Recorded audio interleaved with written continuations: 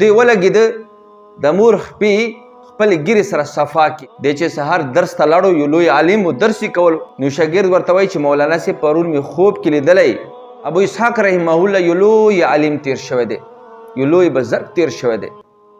د دې دا معمول و چې شپې به د مور پلار خپو ته کېناستو، مور پلار ته به یې چپي لګوله تر دې پورې چې مور پلار به یې اوده شو، دی به هغه د بعد بیا اوده کېدو. یوه شپه یې مور ته خپې چپي کولې. یو حدیث ذهن ته راغلو، الجنت تحت اقدام الامهات، چې جنت د میندو خپو لاندې دی. دې ځان سره سوچ وکړو چې راځه نن د حدیث په ظاهر باندې عمل وکړه، د خپلې مور خپو ګردونه په خپلې ګیرې سره صفا کړه.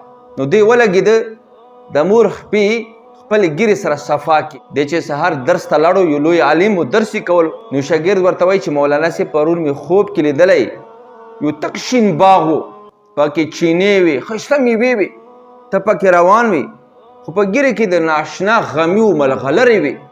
نو مولانا صاحب ورته خپل معمول ذکر کو چې شپې زه مور پلار ته چپي لګوم، بیګا مې مور ته چپي لګوله.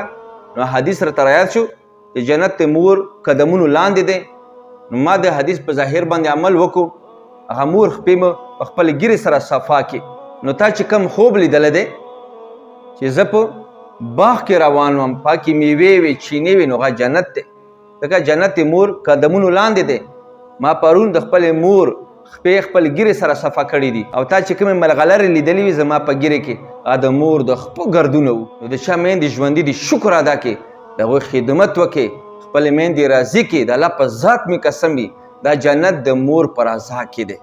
او که یو سړی ډېر دیندار دی خو چې مور ورنه خفا وي، جنت یې په سترګو ونه لیدو.